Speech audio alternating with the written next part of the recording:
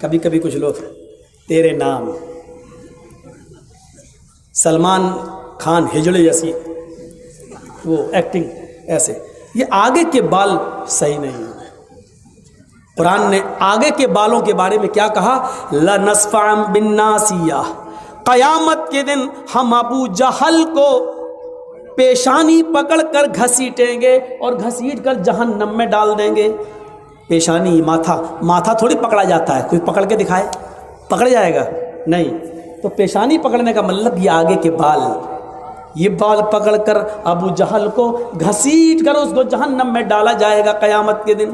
تو میرے بھائیوں، آگے کے بال، پیشانی کے بال رکھنا یہ ابو جہل کی نشانی ہے، ابو جہل کی عادت ہے۔ ابو جہل نے آگے کے بال رکھے تھے، اس لیے اللہ نے ابو جہل کے بالوں کا ذکر کر دیا۔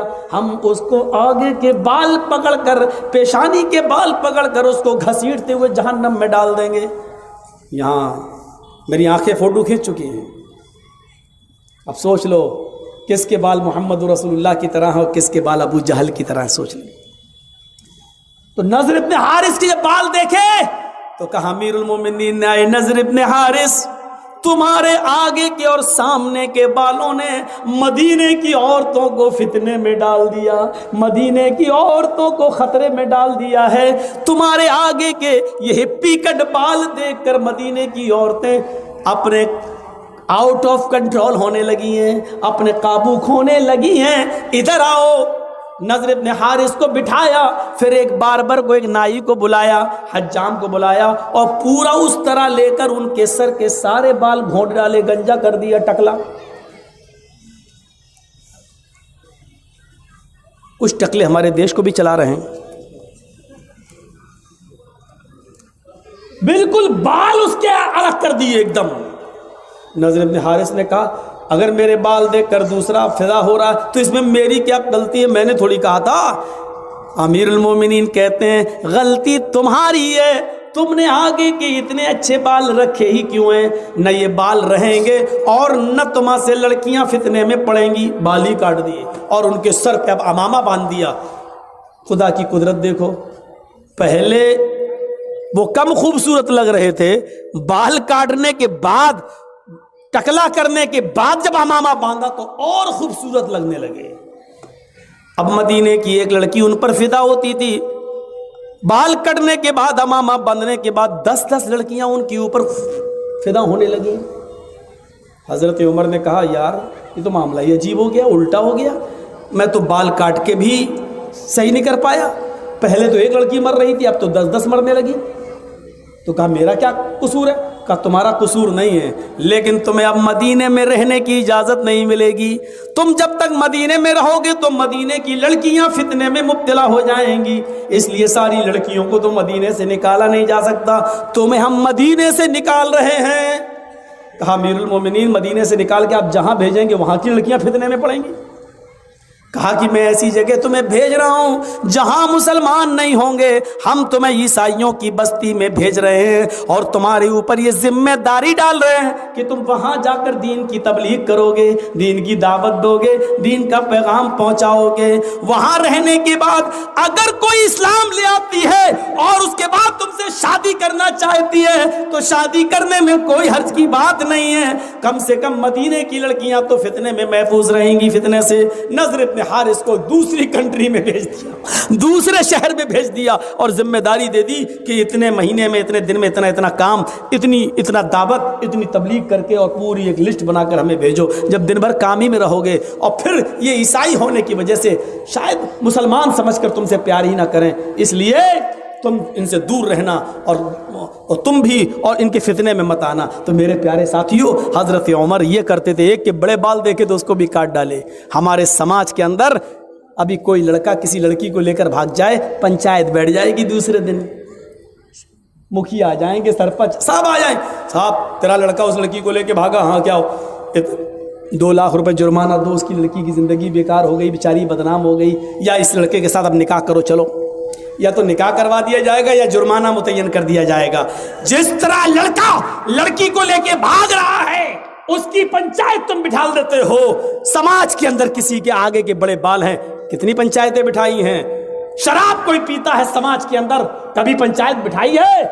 नमाज नहीं पढ़ते हैं लोग, मस्जिदों के सामने चाय की होटलों पे बैठे रहते हैं।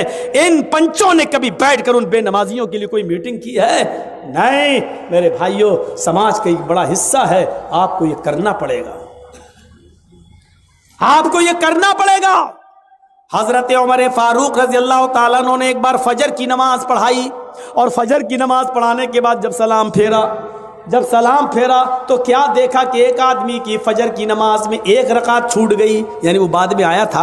हजरत उमर एक रकात पढ़ा चुके थे, वो बाद में आया तो एक रकात में शामिल हो गया। तो अब जब सलाम फेरा जाएगा तो एक रकात बाद में पढ़ेगा ना, वो पूरी करेगा। तो हजरत उमर ने उसको देखा, है ये बाद में आया, फिर देखते रहे, पता चला एक ही रकात उसने पढ़ी, यानी एक मिल गई थी, एक पढ़ ली और एक बाद में पूरी कर ली। हजरत उमर ने उसको कुछ नहीं कहा। जब बाहर निकले तो खुफिया जो CID होती है, खुफिया CID जो गुप्त तरीके से पता लगा के खबर देती है कि यहाँ इस्लाम के ख़िलाफ़ ये लोग हैं, ये षड्यंत्र रच रहे हैं, तो खुफिया CID को बुलाया और कहा कि देखो वो आदमी जो वो देखो, वो कहा, हाँ देखा, उसका नाम डायरी पे नोट करो। CID ने नोट कर लिया। कहा कि इसके बारे में पता लगाना, ये रोज़ देर से आता है या आज ही देर से आया है, नज़र रखना। मैं तो दूसरी बस्ती में, दूसरे इलाके में जा रहा हूँ, कल भी देखना और परसों भी देखना। अगर कल भी देर से आया और परसों भी देर से आया, अगर ये 3 दिन देर से आया तो मैं इसको सज़ा दूंगा। CID ने कहा क्या सज़ा देंगे? कहा मैं इसका दाहिना हाथ काट दूंगा और बायां पैर, या दायां पैर काट दूंगा और बायां हाथ। हम इसका एक हाथ काटेंगे और इसका एक पैर काट देंगे। अगर दायां हाथ काटेंगे तो बायां पैर, और बायां हाथ काटेंगे तो दायां पैर, इसको खिलाफ से हम काट देंगे, हम इसको ये सज़ा देंगे। कहा अमीरुल मोमिनीन क्यों? कहा मैंने जनाब मुहम्मदुर रसूलुल्लाह को ये फरमाते हुए सुना है कि मुनाफिकों के ऊपर 2 नमाजें बड़ी भारी होती हैं, एक इशा की और एक फजर की। वो इशा की नमाज में सुस्ती करते हैं और फजर की नमाज में ताखीर से आते हैं। अगर ये 2 दिन और देर से आया तो मैं समझूंगा कि ये मुनाफिक है। 3 दिन अगर मस्जिद में देर से आया तो मैं समझूंगा कि मुनाफिक है। एक वक्त की नमाज छूटी थी, वो भी एक रकात। सिर्फ जुम्मे ही के दिन नमाज पढ़ने वालों, जरा अपने गरीबानों में झांक कर देखो कि हम मुसलमान हैं कि नहीं हैं। उसकी फजर की नमाज नहीं छूटी थी, एक रकात छूटी थी। नमाज तो मिल गई थी, एक रकात तो मिली थी, एक रकात बाद में पूरी कर ली। पेशाब पायखाने में भी देर हो सकती है, सोकर उठने में भी देर हो सकती है। मोबाइल का ज़माना नहीं था, अलार्म का ज़माना नहीं था, आंख देर से भी खुल सकती है। बेचारा सो गया होगा या जंगल में, खेत में लैट्रीन और पेशाब करने जाना पड़ता, हो सकता है कि लैट्रीन में देर हो गई हो, बेचारे को आने में कोई भी वजह हो सकती है। लेकिन हज़रत उमर ने फ़ौरन सज़ा नहीं दी, कहा हो सकता है ऐसा, इसलिए आज देर हो गई हो, लेकिन कल भी देखना और परसों भी देखना, रोज़ देर थोड़ी होगी। अगर मुनाफिकत इसके अंदर आ गई होगी तो ये कल भी देर से आएगा और परसों भी देर से आएगा, और 3 दिन देर से आया तो मैं इसका एक हाथ काट दूंगा और एक पैर काट दूंगा। जरा